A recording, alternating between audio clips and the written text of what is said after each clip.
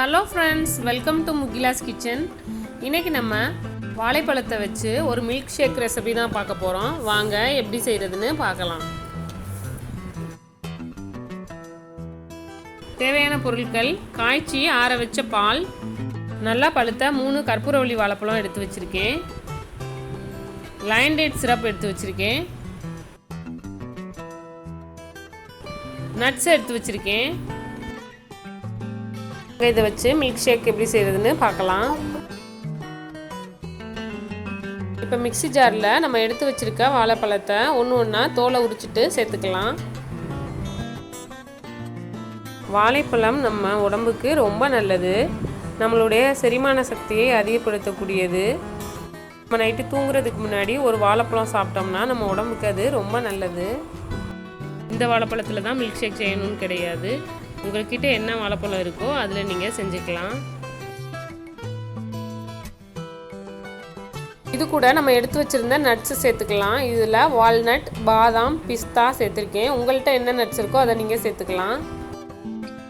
1 class அளவுக்கு காய்ச்சி ஆற வச்ச பசும்பால் சேர்த்துருக்கேன்.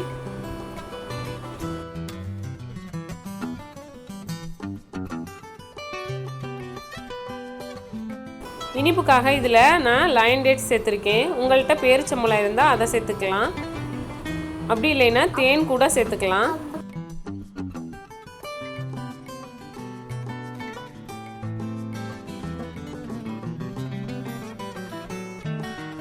இப்போ மூடி வச்சு மூடிட்டு நல்லா அரைச்சி எடுத்துக்கலாம். அவ்வளோதான் ஃப்ரெண்ட்ஸ், நம்மளுடைய வாழைப்பழம் மில்க் ஷேக் ரெசிபி ரெடி ஆகிடுச்சு. ரொம்ப டேஸ்டியாக இருக்கும். வாழைப்பழத்தில் நிறைய நன்மைகள் இருக்குது, அதிக சத்துக்கள் இருக்குது. அதனால வாழைப்பழம் ஜூஸ் நம்ம அடிக்கடி சாப்பிட்லாம். நம்ம பாடி வெயிட் கெயின் பண்ணணும்னு நினைக்கிறவங்க இந்த ஜூஸ் கண்டிப்பாக போட்டு குடிக்கலாம், ரொம்ப நல்லது. சில குழந்தைங்கள்லாம் வாழைப்பழம் விரும்பி சாப்பிட மாட்டாங்க. அவங்களுக்கு இந்த மாதிரி மில்க் ஷேக் மாதிரி செஞ்சு கொடுத்தோம்னா கண்டிப்பாக சாப்பிடுவாங்க. அதிக அளவு சத்துக்கள் நிறைஞ்ச இந்த மில்க் ஷேக் ரெசிபி நீங்களும் ட்ரை பண்ணி பாருங்கள். ரொம்ப டேஸ்டியாக இருக்கும். அதுக்கு முன்னாடி நீங்கள் இன்னும் முகிலாஸ் கிச்சன் சேனலை சப்ஸ்கிரைப் பண்ணலைன்னா சப்ஸ்கிரைப் பண்ணுங்கள், லைக் பண்ணுங்கள், ஷேர் பண்ணுங்கள், கமெண்ட் பண்ணுங்கள். தேங்க்யூ. தேங்க்ஸ் ஃபார் வாட்சிங்.